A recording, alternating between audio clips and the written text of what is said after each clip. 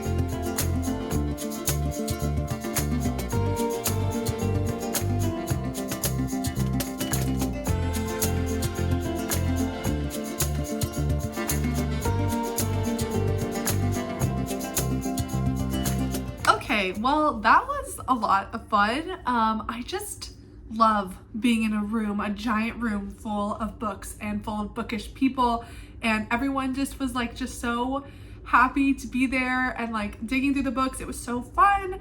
Well, like I said, I really did not need any more books, and really for me it was just fun to look through the rows and rows of books. But I mean, I didn't really find that much. It was a lot of like those authors, those like mystery thriller authors that have like hundreds and hundreds of books. There was like a lot of those. It was a lot of really old stuff, or just a ton of stuff I've just never even heard of, which does make sense because these are things that the library are getting rid of, or they maybe have too many copies of or something like that. So it makes sense that I never go into those sales expecting to really find anything. But you know what? We are, on the lookout for hidden gems. I'm not expecting anything, I guess I should say. And also, it actually started at 9 a.m. and I didn't get there until maybe around like 11:30. So probably a lot of it was picked over at that point, which again, it's fine because I don't need that many books. Usually if there's a book I want, I have other means of getting it. So I really was just there for the vibes.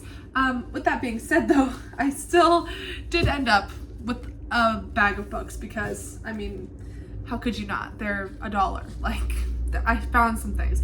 I did actually find some gems. Let's talk about them. Okay. This is the random one to start off with. I found this really old copy of The Island of Dr. Moreau by H.G. Wells. This is a horror novella, and I don't know, I'm interested in kind of reading some of the horror classics. I'm going to read a couple of them this year. Maybe I'll even get to this one, but you know, my October TBR is so crazy that I don't know, but it is less than 100 pages. So I thought, you know, I might as well have it. I'll read it someday. Ooh, okay, this one was actually a really interesting find. I'm very excited about it. That is Perfume, A Story of Murder, The Story of a Murderer by Patrick Suskind, I don't know how to pronounce that name. This is like a classic, I guess it's considered classic, semi-horror, literary horror book. And I've only heard about it kind of recently, but it sounds very intriguing.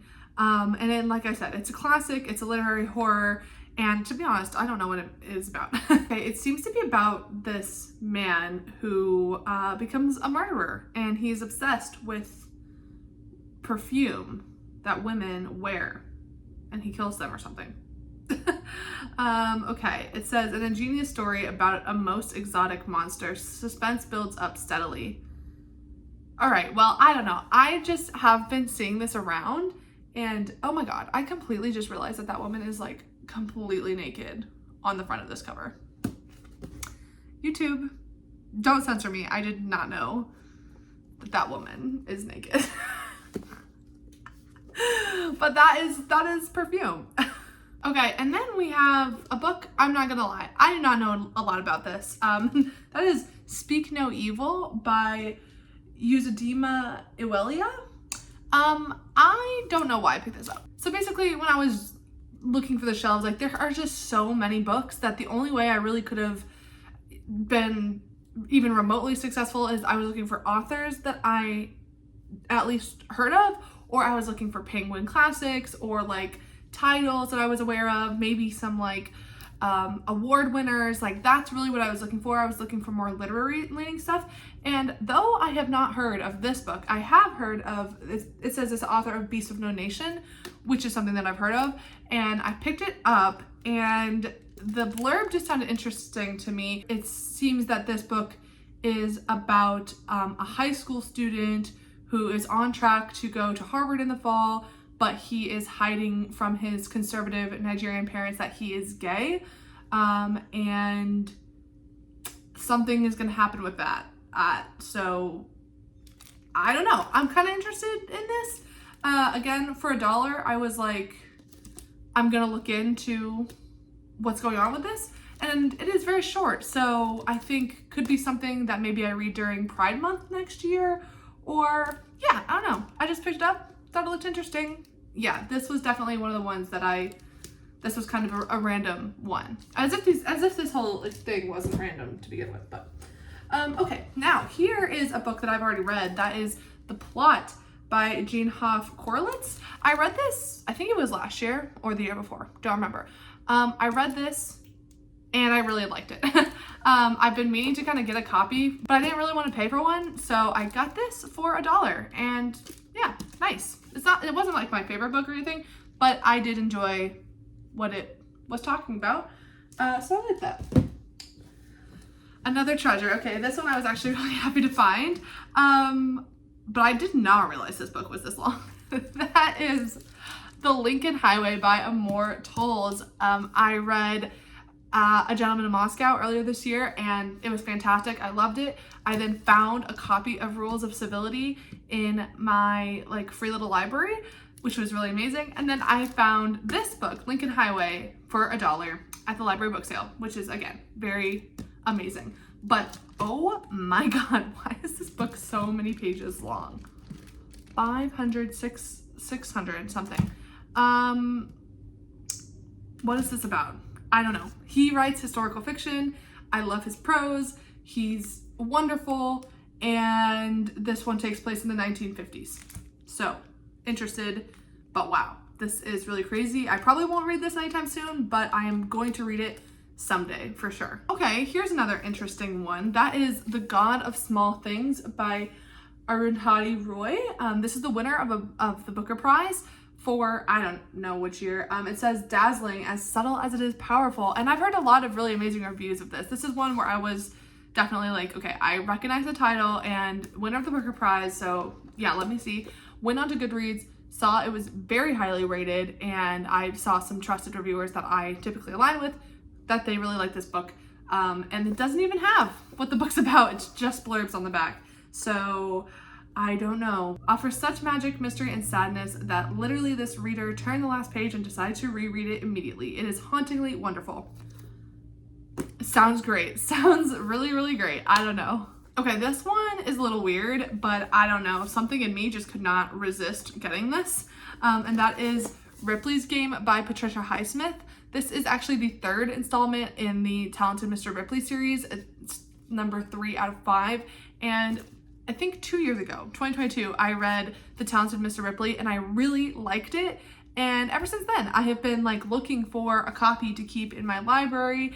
I haven't come across one that is cheap enough for me to get. But this one was $1 and I read the back and I was like, okay, I'm like interested again. Obviously, I need to read the second one, but it actually kind of seems like I don't need to read the second one to read this one. And it says, this third novel in Highsmith's series is one of her most psychologically nuanced, particularly memorable for its dark, absurd humor. So, that sounds great. I wonder if I have to read the second one. I would like to. I would like to get the first one and then the second one, read the second one, and then read this one. This one I just got because it's in such good condition that I just kind of couldn't really pass it up. But yeah, it is weird that I don't own any of the others in the series. And finally, the last thing that I got was Me Talk Pretty One Day by David Sedaris. I'm currently reading another Sedaris novel. They're not novels, they're essays. He's nonfiction essays. And again, this one was just cheap. It was $1 and I tend to like David Sedaris. So I did it. So yeah, those are all the things that I got. A very random assortment of things. But of course, that's kind of how it goes at these book sales. I do feel like I had a couple really big wins, specifically with Perfume and the Lincoln Highway. So happy about that. And we will see what is going to be going on with the Decatur Book Festival tomorrow. I really don't know what to expect, but I am very excited. And now I am going to pop on some reading sprints and basically just read for the rest of the afternoon, which makes my heart so happy. So I will catch up with you tomorrow. We are on our way to the Decatur Book Festival. I have my shirt and my bag for the occasion. Very excited to see what this is going to be like.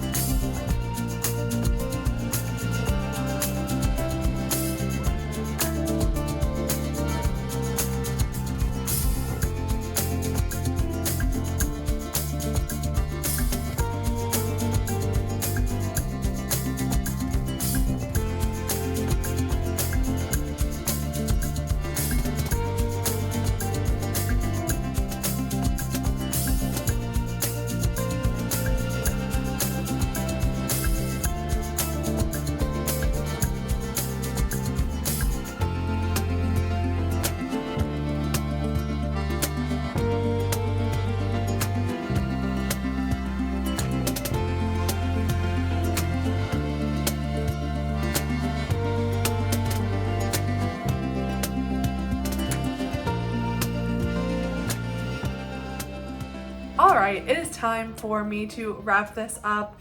I will show you what I got at the Decatur Book Festival. Well, as you saw, I did get one book.